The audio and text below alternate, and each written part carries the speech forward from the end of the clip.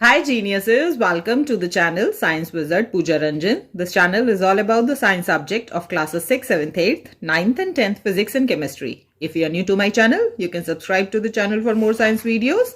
And if you like the explanation, then please press the like button and you can share this video with your friends, family and the classmates.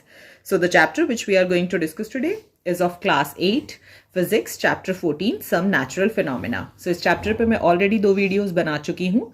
So उसका link मैं आपको description box में दे दूंगी. आप जाके पहले उनको check कर लीजिए. So जो topic हम आज discuss करने वाले हैं वो है detecting and measuring charge the electroscope. Okay so last video में हमने क्या देखा था कि किसी भी बॉडी को चार्ज किया जा सकता है. कौन कौन से तरीके पढ़े थे, कैसे चार्ज कर सकते हैं. तो सबसे पहला हमने तरीका पढ़ा था कि फ्रिक्शन के द्वारा. तो जब भी किसी दो बॉडीज को रब करते हैं तो फ्रिक्शन के कारण जो इलेक्ट्रॉन है वो एक बॉडी से निकल के दूसरी बॉडी में चला जाता है. तो जिस बॉडी से जो बॉडी इलेक्ट्रॉन लूज करती है उस पर आपका पॉजिटिव चार्ज आता है और जो बॉडी इलेक्ट्रॉन गेन करती है तो उस पर नेगेटिव चार्ज आता है. तो इस ढंग से बॉडी पे चार्ज डेवलप हो गया. नेक्स्ट मेथड हमने पढ़ा था कंडक्शन के द्वारा.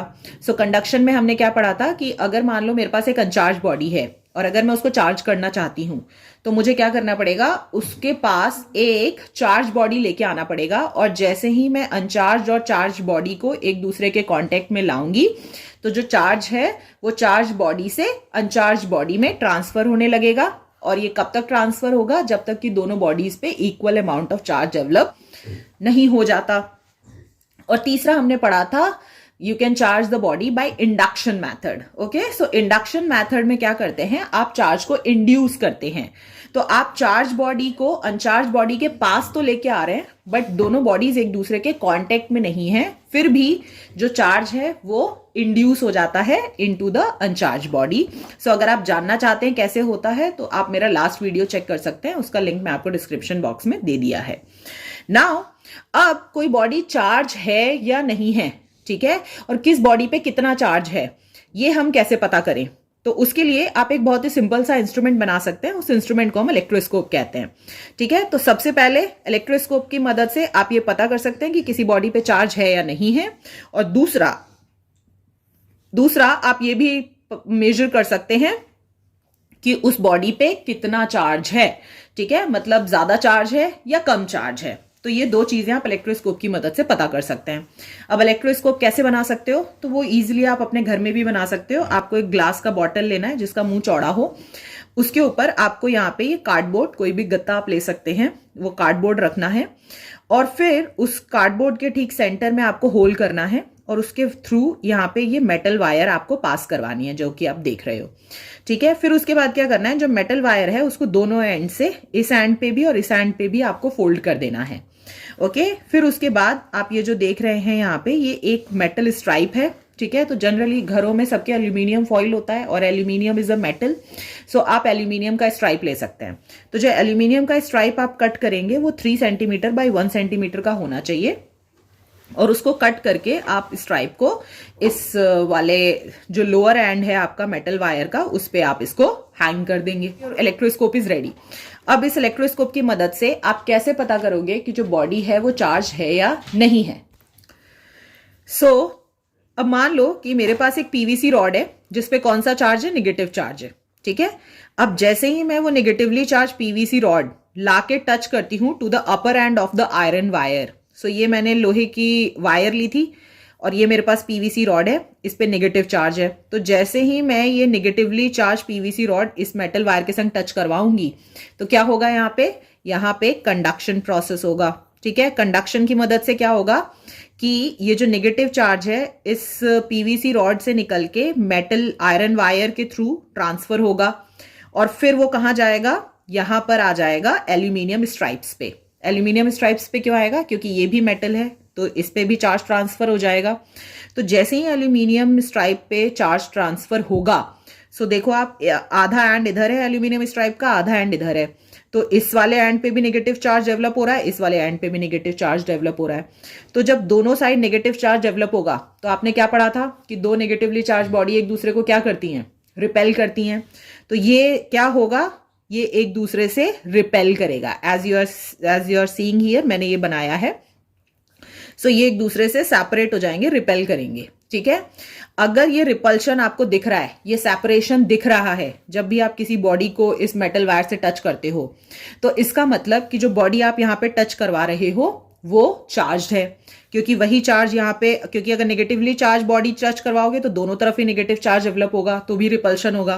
पॉजिटिवली चार्ज बॉडी टच करवाओगे तो यहाँ पे भी पॉजिटिव चार्ज, यहाँ पे भी पॉजिटिव चार्ज डेवलप हो जाएगा, सो तो भी रिपल्शन होगा। सो पॉजिटिव चार्ज हो या नेगेटिव चार्ज बॉडी टच करवाओ, दोनों ही केस में चार्ज बॉडी है तो रिपल्शन होगा, और रिपल्शन होगा तो आप ध्यान से देखते रहो टच करवाने से पहले किस पोजीशन में एल्यूमिनियम स्ट्राइप और आपके टच करवाने के बाद किस पोजीशन में चला गया एल्यूमिनियम स्ट्राइप। तो अगर वो सेपरेट हो रहा है सो बहुत इजी है गेस करना, बहुत इजी है ये बताना कि ये जो बॉडी है ये चार्ज है। ठीक है। Now the next thing is that the greater the charge on the PVC rod, the more charge it will transfer to the stripe and greater will be the separation between the stripes. So पहली चीज तो हमने पता कर ली electroscope की मदद से कि जो मैंने बॉडी टच करवा रही हूं उस पे चार्ज है या नहीं है। दूसरा मैं क्या पता कर सकती हूं, दूसरा मैं मेजर कर सकती हूं the amount of charge on that body, उस बॉडी पे कितना ज्यादा चार्ज है या कितना कम चार्ज है। ठीक है। तो जिस बॉडी को मैं टच करवा रही हूं अगर उस पर बहुत ज्यादा चार्ज होगा, ठीक है, तो ज्यादा चार्ज होगा तो ज्यादा चार्ज ट्रांसफर होगा, जितना ज्यादा चार्ज ट्रांसफर होगा एल्यूमिनियम स्ट्राइप्स पे तो उतना ज्यादा रिपल्शन होगा, तो एल्यूमिनियम स्ट्राइप जो है वो उतना ज्यादा सेपरेट करेगी एक दूसरे से। जितना ज्यादा सेपरेशन हो रहा है एल्यूमिनियम स्ट्राइप्स का, इसका मतलब कि बॉडी पे उतना ज्यादा चार्ज है। तो मान लो तुम्हारे पास दो बॉडी हैं, ठीक है, एक बॉडी पे बहुत ज्यादा चार्ज है और एक बॉडी पे बहुत कम चार्ज है। तो जब कम चार्ज वाली बॉडी लेके आओगे तो रिपल्शन कम होगा, क्योंकि कम चार्ज है तो जितने कम होंगे नेगेटिव चार्ज रिपल्शन उतना ही कम होगा, तो इसीलिए सेपरेशन ज्यादा नहीं होगा बिटवीन द एल्यूमिनियम स्ट्राइप्स। और अगर बहुत ज्यादा चार्ज वाली बॉडी लेके आ रही हूं मैं तो ज्यादा चार्ज डेवलप हो जाएंगे एल्यूमिनियम स्ट्राइप्स पे, तो इतने ज्यादा चार्ज डेवलप होंगे, रिपल्शन उतना ही ज्यादा होगा। तो ज्यादा रिपल्शन से मुझे आराम से पता चल जाएगा कि जो बॉडी में टच करवा रही हूं उस पर बहुत ज्यादा चार्ज है। ओके। और अगर कम रिपल्शन है तो मुझे पता चल जाएगा जिस बॉडी को मैं टच करवा रही हूं उस पर बहुत कम चार्ज है। तो इस ढंग से इलेक्ट्रोस्कोप की मदद से आप बॉडी पे चार्ज है या नहीं है और प्लस कितना चार्ज है वो आप इजिली मेजर कर सकते हैं। Now the next is the gold leaf electroscope. ठीक है। अब जो गोल्ड लीफ इलेक्ट्रोस्कोप होता है और जो अभी हमने इलेक्ट्रोस्कोप देखा था, दोनों में क्या डिफरेंस होता है।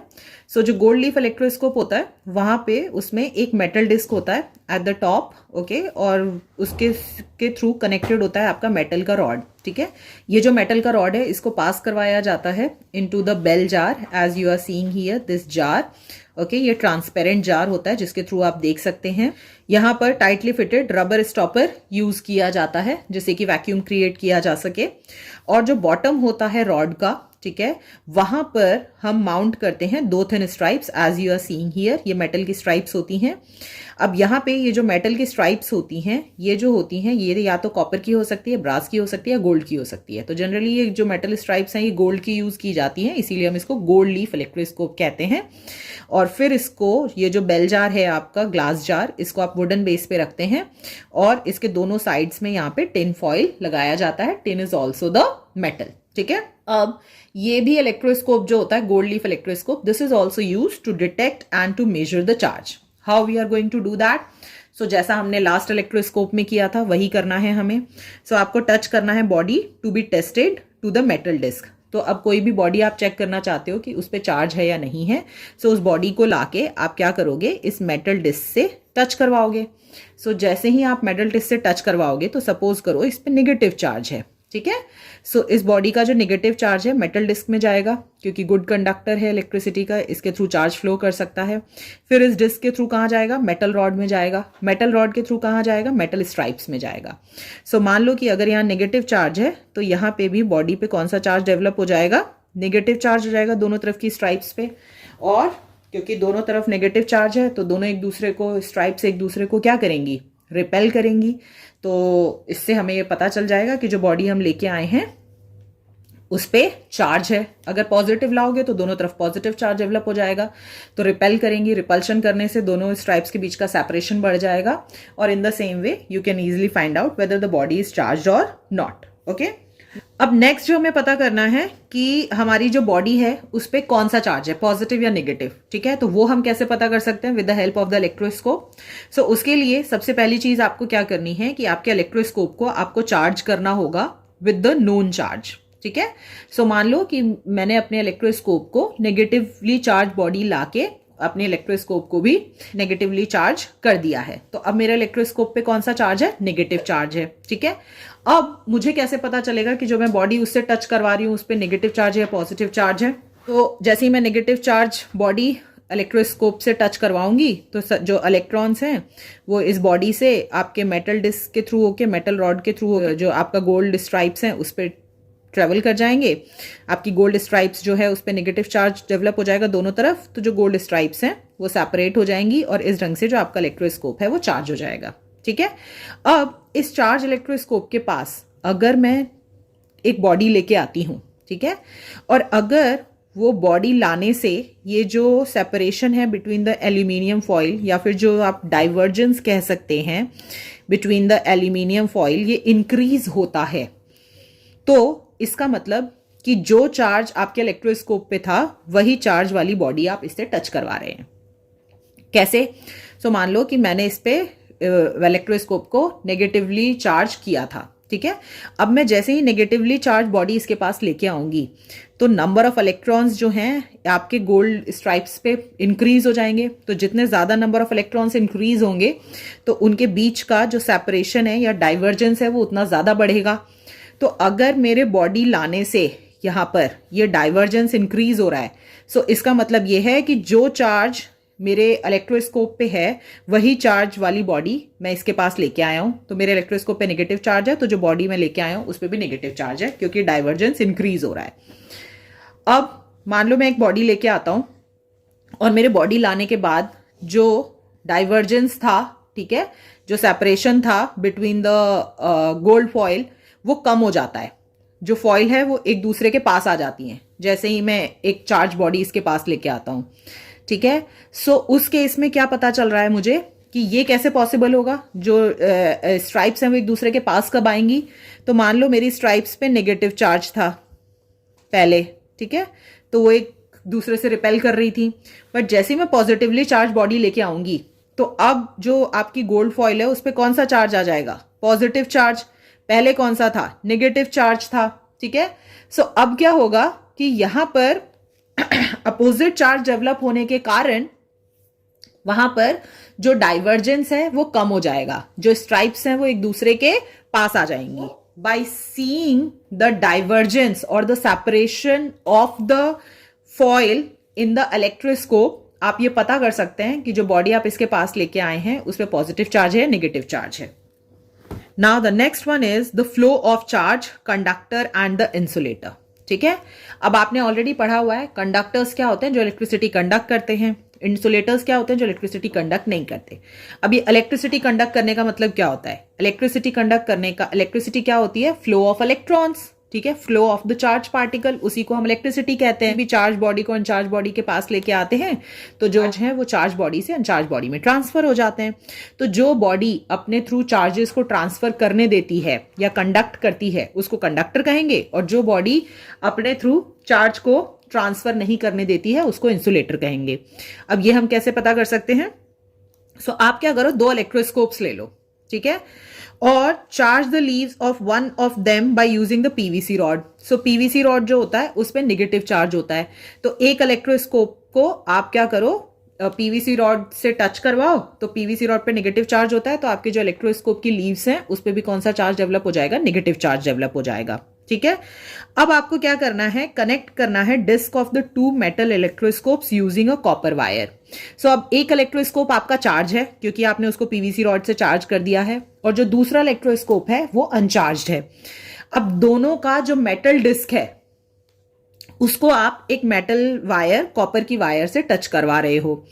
तो जैसे ही आप ऐसा करोगे, क्योंकि एक पे चार्ज और एक पे चार्ज नहीं है और दोनों को आपने मेटल से कनेक्ट कर दिया है, कॉपर वायर से कनेक्ट कर दिया है, सो आप ये देखोगे कि जो चार्ज है ठीक है, वो चार्ज इलेक्ट्रोस्कोप से अनचार्ज इलेक्ट्रोस्कोप में मूव कर रहा है। सो जैसे ही चार्ज इलेक्ट्रोस्कोप से अनचार्ज इलेक्ट्रोस्कोप में मूव करेगा तो आप ये नोटिस करोगे कि जो अनचार्ज इलेक्ट्रोस्कोप था अब उसमें क्योंकि चार्ज ट्रांसफर हो रहा है तो उसकी जो लीव्स हैं वो एक दूसरे से क्या हो रही हैं, डाइवर्ज हो रही हैं, सेपरेट हो रही हैं।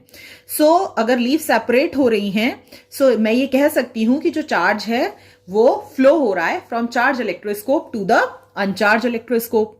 Now the next question is that कि ये जो चार्ज फ्लो हो रहा है एक चार्ज इलेक्ट्रोस्कोप से अनचार्ज इलेक्ट्रोस्कोप में, ये चार्ज का फ्लो कब तक होता रहेगा?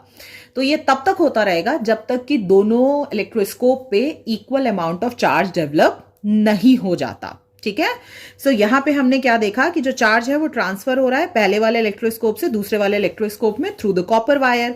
सो इसका मतलब कॉपर वायर अपने थ्रू चार्ज को ट्रांसफर होने दे रहा है। सो इसीलिए हम ये कह सकते हैं कि जो कॉपर वायर है वो क्या है, कंडक्टर है, because it allows the charge particle to pass through them. But अब ये सेम एक्सपेरिमेंट, ठीक है, एक इलेक्ट्रोस्कोप आपका चार्ज है, दूसरा इलेक्ट्रोस्कोप अनचार्ज है, और अब आप उन दोनों के मेटल डिस्क को कॉपर वायर से ना कनेक्ट करते हुए आप किससे कनेक्ट करोगे, प्लास्टिक स्केल से। और फिर उसके बाद जो आपका अनचार्ज इलेक्ट्रोस्कोप है आप उसके स्ट्राइप्स को देखोगे, मेटल स्ट्राइप्स को, तो आप देखोगे कि उसमें कोई डाइवर्जेंस नहीं हो रहा है। ठीक है, सो इसका मतलब क्या हो रहा है कि जो चार्ज है वो चार्ज इलेक्ट्रोस्कोप से अनचार्ज इलेक्ट्रोस्कोप में ट्रांसफर नहीं हो रहा। ऐसा क्यों हो रहा है? क्योंकि आपने उन दोनों को प्लास्टिक स्केल से जोड़ रखा है। तो जो प्लास्टिक होता है वो अपने थ्रू चार्ज को ट्रेवल नहीं करने देता, पास नहीं करने देता। सो इसीलिए जो चार्ज है वो चार्ज इलेक्ट्रोस्कोप से अनचार्ज इलेक्ट्रोस्कोप में ट्रांसफर नहीं हो रहा, और इसीलिए जो अनचार्ज इलेक्ट्रोस्कोप है उसकी जो स्ट्राइप्स हैं उनमें कोई डाइवर्जेंस आपको दिख नहीं रहा है। So we can say that कि जो प्लास्टिक है that is a insulator, okay, because it does not allow the charge to pass through them. So इस एक्सपेरिमेंट से हम ये पता कर सकते हैं कि कौन कौन से ऐसे सब्सटेंसेस हैं जो कि अपने थ्रू चार्ज को पास होने देते हैं और कौन से ऐसे सब्सटेंस हैं जो अपने थ्रू चार्ज को पास नहीं होने देते हैं। So copper is the conductor of charge but plastic is the insulator और the non conductor of charge. So this is how by this experiment we can easily find out the conductor and the insulators. So जितने भी metals होते हैं they are all the conductors of the charge, okay? And अगर metals के अलावा देखें तो जो lead होता है, ठीक है, जो कि ग्रेफाइट होता है बेसिकली, जो आपके पेंसिल का जो निब होता है, ठीक है, जिससे कि आप लिखते हैं, this is made up of graphite. So that is also a good conductor of electricity जो कि अपने थ्रू चार्ज फ्लो होने देता है। ठीक है, इसके अलावा जो रबर है, वुड है, प्लास्टिक है, पेपर है, पीवीसी ग्लास है, ये सब के सब जो होते हैं ये नॉन कंडक्टर्स और इंसुलेटर कहलाते हैं क्योंकि ये अपने थ्रू चार्ज को पास नहीं होने देते हैं। Now next if we talk about the earthing, okay, so आपका जो स्विच बोर्ड होता है ना, जब भी उसको ओपन करके देखोगे तो उसमें ग्रीन कलर की वायर होती है, ठीक है, उसको अर्थिंग वायर कहते हैं। अब ये अर्थिंग वायर क्यों डाली जाती है आपके पूरे इलेक्ट्रिक सर्किट में? सो एक चीज और नोटिस की होगी, नहीं की तो नेक्स्ट टाइम से करना कभी भी, जब भी कोई घर कंस्ट्रक्ट हो रहा होता है और जब उसकी नींव खोदी जाती है, ठीक है, गड्ढा नीचे खोदा जाता है, आपने नोटिस किया होगा, और फिर उसके बाद पहले उसकी नींव रखी जाती है और फिर उसके ऊपर बिल्डिंग बनाई जाती है। तो जब वो नींव रखते हैं तो सबसे नीचे मेटल का बहुत बड़ा टुकड़ा रखा जाता है, ठीक है, और फिर उसके बाद उसको कनेक्ट किया जाता है विद द ग्रीन वायर आपके पूरे इलेक्ट्रिक सर्किट में आपके घर के। ऐसा क्यों किया जाता है? सो जो ह्यूमन बॉडी होता है, क्योंकि उसमें सॉल्ट होता है, सॉल्टी वाटर होता है, सो वो इलेक्ट्रिसिटी कंडक्ट कर सकती है अपने थ्रू। इसीलिए जब भी आप किसी भी मेटल वायर को डायरेक्ट टच कर लेते हैं तो आपके बॉडी के थ्रू इलेक्ट्रिक करंट फ्लो होने लगता है। ओके, सो मान लो कि आप ये टेस्ट कर रहे हो कि whether the body is charge और नॉट, ठीक है, और ऐसा करते वक्त अगर आप टच कर देते हो डिस्क को of the charge electroscope with your fingers, ठीक है, सो अब जो आपने मेटल डिस्क है इलेक्ट्रोस्कोप की, उस पर चार्ज है, अब उसको आपने किससे टच कर दिया? आपके फिंगर से। तो जैसे ही आप मेटल डिस्क चार्ज इलेक्ट्रोस्कोप के मेटल डिस्क को अपने फिंगर से टच करोगे तो वहां पे जो उसकी लीव्स हैं वो एक दूसरे के संग कोलैप्स हो जाएंगी, एक दूसरे के संग आके चिपक जाएंगी। अब ऐसा क्यों होगा? अब वो दोनों एक दूसरे से सेपरेट क्यों थी? क्योंकि दोनों पे सेम चार्ज था और दोनों लीव्स एक दूसरे से रिपेल हो रही थी, इसीलिए वहां पे सेपरेशन था। बट जैसे ही आप अपने अपनी फिंगर से टच किया मेटल डिस्क को, तो वो सारा का सारा चार्ज जो है मेटल रॉड के थ्रू मेटल डिस्क में आया, मेटल डिस्क के थ्रू आपके फिंगर में गया, आपकी बॉडी में गया और आपकी बॉडी के थ्रू ट्रांसफर होता हुआ अर्थ में चला गया। तो इसका मतलब कि जितना भी चार्ज था उस बॉडी में वो आपकी बॉडी के थ्रू ट्रांसफर होकर अर्थ में चला गया। सो अब उस मेटल स्ट्राइप्स पे कोई भी चार्ज नहीं है। तो जब कोई भी चार्ज नहीं होगा तो वो एक दूसरे से क्या करेंगी, आके वापस कोलैप्स कर जाएंगी, चिपक जाएंगी। ओके, ये जो प्रोसेस होता है of transferring of a charge from a charge body to the earth, इसको हम अर्थिंग कहते हैं। अब यहाँ पे चार्ज ऑब्जेक्ट क्या था हमारा? इलेक्ट्रोस्कोप। ओके, अब उसको आपने किससे टच किया? फिंगर से। आपकी बॉडी के थ्रू होके चार्ज कहाँ ट्रांसफर हो गया? अर्थ में। ठीक है, और ये जो अर्थिंग प्रोसेस है ये जनरली यूज किया जाता है टू डिस्चार्ज एन इलेक्ट्रोस्कोप, इससे पहले कि उसको किसी और एक्सपेरिमेंट के लिए यूज किया जाए। सो आपने क्या देखा कि जब भी चार्ज इलेक्ट्रोस्कोप को कनेक्ट करते हैं चार्ज इलेक्ट्रोस्कोप से थ्रू द कॉपर वायर, जो कि मेटल वायर है, तो जो चार्ज है वो फ्लो करता है from charge to the uncharge electroscope. तो इसका मतलब कि जो कॉपर वायर है वो अपने थ्रू अलाउ कर रहा है चार्ज को पास होने के लिए। That's why we are telling copper wire as a conductor. ठीक है, अब ये जो फ्लो होता है चार्ज का इन अ कंडक्टर, कंडक्टर मतलब जो कॉपर वायर है, इसी को हम कहते हैं इलेक्ट्रिक करंट। ठीक है, सो किसी भी कंडक्टर के थ्रू अगर चार्ज फ्लो कर रहा है एक जगह से दूसरी जगह या एक बॉडी से दूसरी बॉडी में, सो ये flow of charge he electric current कहलाता है। पर जैसे ही हम किसी भी चार्ज बॉडी को कनेक्ट करते हैं अनचार्ज बॉडी से थ्रू द कंडक्टर, तो वहां पे जो इलेक्ट्रिक करंट है वो केवल शॉर्ट टाइम के लिए ही एक बॉडी से दूसरे बॉडी में फ्लो करता है। ठीक है, सो अब ये ऐसा क्यों हो रहा है? इलेक्ट्रिक करंट एक बॉडी से दूसरे बॉडी में कम टाइम के लिए फ्लो कर रहा है। इसका मतलब क्या हुआ? What is electric current? Electric current is the flow of charge. इसका मतलब कि चार्ज एक बॉडी से दूसरे बॉडी में बहुत ही कम टाइम के लिए फ्लो कर रहा है। ऐसा क्यों होता है? सो आपको पहले ही मैंने बताया था क्या कि मान लो दो बॉडीज डिफरेंट टेम्परेचर पे हैं, ठीक है, और जैसे ही दोनों बॉडीज को एक दूसरे से टच करवाते हो तो जिस बॉडी के पास ज्यादा हीट है उससे जो हीट है वो निकल के आपके उस बॉडी में आने लगती है जिस बॉडी में कम हीट है। पर ये ट्रांसफर ऑफ हीट कब तक होता है? जब तक कि दोनों बॉडीज में जो हैं वो इक्वल टेम्परेचर पे नहीं पहुंच जाती। सो इसीलिए जब आप गर्म तवा टच करते हो तो आपको गर्म लगता है। क्यों? क्योंकि जो तवा है उसका टेम्परेचर बहुत ज्यादा है आपके बॉडी टेम्परेचर से, तो जो हीट है वो आपके तवे से निकल के आपके बॉडी में एंटर हो रही है, इसीलिए आपको गर्म लग रहा है। बट आप अपने रूम टेम्परेचर पे रखा हुआ कोई भी ऑब्जेक्ट छू के देखो, आपका बेड छू के देखो, सोफा छू के देखो, तो आपको गर्म नहीं लगता। क्यों? क्योंकि आपका बॉडी जिस टेम्परेचर पे है उसी टेम्परेचर पे आपका सोफा और बेड है। सो हीट जो है वो कहीं से कहीं भी ट्रांसफर नहीं हो रही है। तो यहां पे भी जो चार्ज है वो चार्ज बॉडी से अनचार्ज बॉडी में ट्रांसफर होता है। पर ये कब तक होता है? सेम एज द हीट, जब तक कि दोनों बॉडीज पे equal amount of charge develop नहीं हो जाता। सो जितना चार्ज पहली बॉडी पे है उतना ही अगर ट्रांसफर होने के बाद चार्ज दूसरी बॉडी पे भी डेवलप हो गया, सो उसके बाद वहां पे उन दोनों के बीच का पोटेंशियल डिफरेंस खत्म हो जाता है और चार्ज जो है वो फ्लो करना बंद कर देता है। और जैसे ही चार्ज फ्लो करना बंद करेगा तो इलेक्ट्रिक करंट अपने आप ही बंद हो जाएगा। ओके, सो अगर मैं चाहती हूं, अब मुझे इलेक्ट्रिक करंट अगर ऐसे होता तो फिर ये मैं घर में जो बिजली यूज कर रही हूँ कैसे यूज कर पा रही हूँ? ठीक है, सो अगर मैं चाहती हूं जो इलेक्ट्रिक करंट है वो कॉन्स्टेंटली फ्लो करता रहे, सो उसके लिए मुझे पोटेंशियल डिफरेंस क्रिएट करके रखना पड़ेगा। मतलब कि एक तरफ ज्यादा चार्ज होना चाहिए, दूसरी तरफ कम चार्ज होना चाहिए हमेशा। ठीक है, ताकि जो चार्ज है वो हायर चार्ज से लोअर चार्ज बॉडी की तरफ मूव करता रहे। सो उसके लिए मैं क्या यूज कर सकती हूँ? Either I can use the electric cell, तो जो बैटरी यूज करते हैं आप अपने सेल फोन्स में या फिर जो आपके रिमोट्स होते हैं वो ये काम करते हैं। ठीक है, एक तरफ बहुत ज्यादा चार्ज डेवलप कर देते हैं, एक तरफ बहुत कम चार्ज डेवलप कर देते हैं, जिससे कि जो चार्ज है वो एक एंड से दूसरे एंड पे कॉन्स्टेंटली फ्लो करता रहे और इलेक्ट्रिक करंट फ्लो होता रहे। या फिर आप जो इलेक्ट्रिक सेल की जगह आप जनरेटर भी यूज कर सकते हैं। जनरेटर भी ये सेम चार्ज करता है, वो कॉन्स्टेंटली जो फ्लो होता है चार्ज का उसको मेंटेन रखता है, जिससे कि इलेक्ट्रिक करंट कॉन्स्टेंटली फ्लो होता रहे।